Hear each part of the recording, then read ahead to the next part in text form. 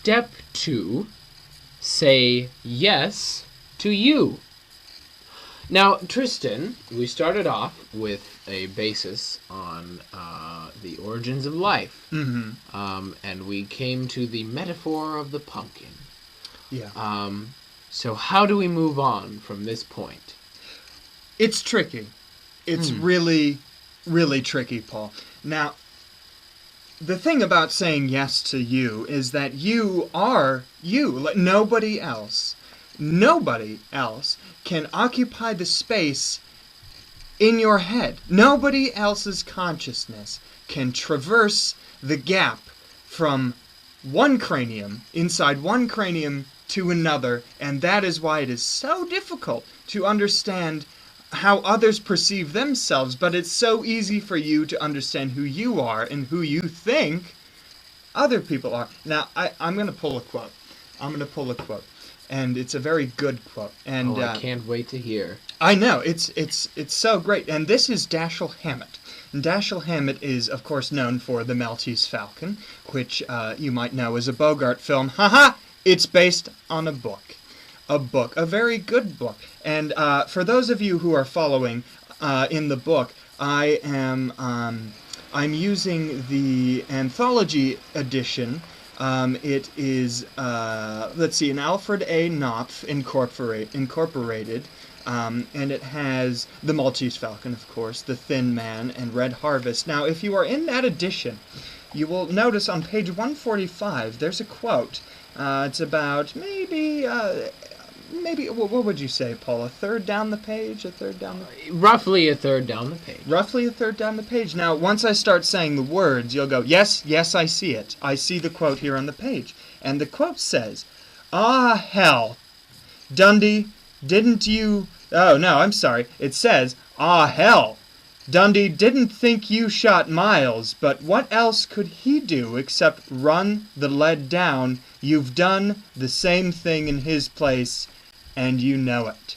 And that speaks volumes to the point of not being able to occupy the space of someone else's head.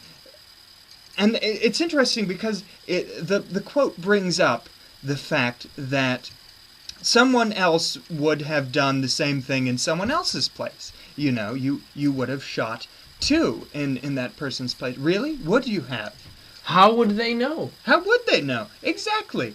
And that's the thing about being you, is because, okay, well, let's take it from, we'll reference the previous chapter, Origins of Life. You as an organism, okay? You as an organism, you have fingers, yes? Do you have fingers, Paul? Oh, yes. 10 of them? 10 of them. You know, some don't, and that's cool. And that speaks to the diversity of being you. Now, you is different for everyone, because to go back to the cell, we have something called mitochondria.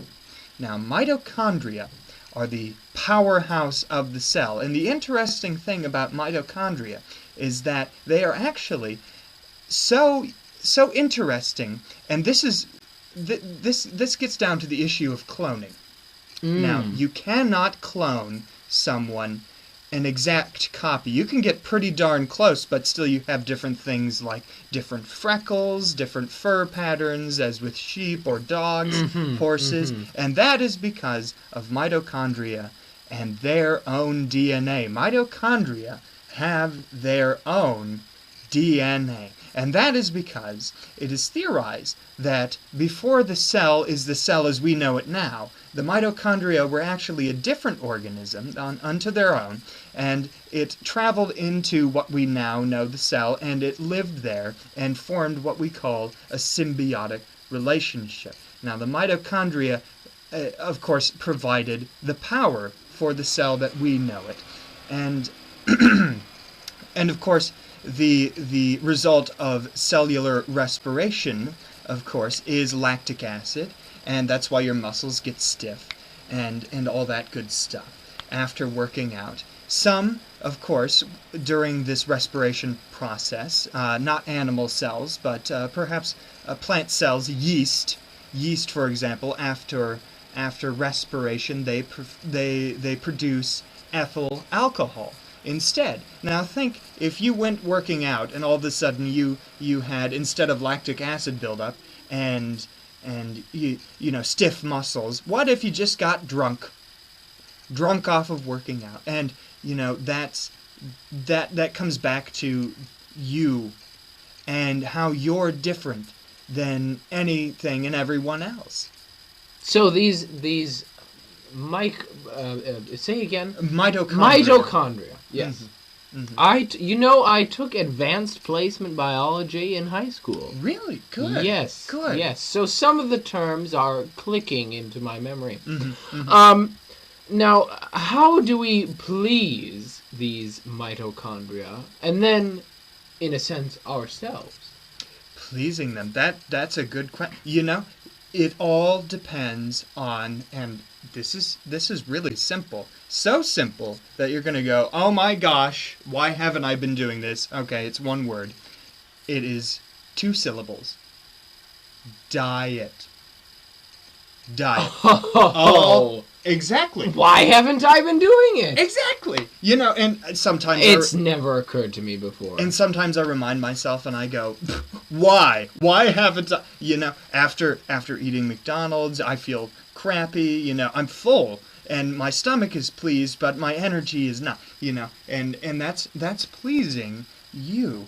And that's all about saying yes to you. You need to say yes with your diet.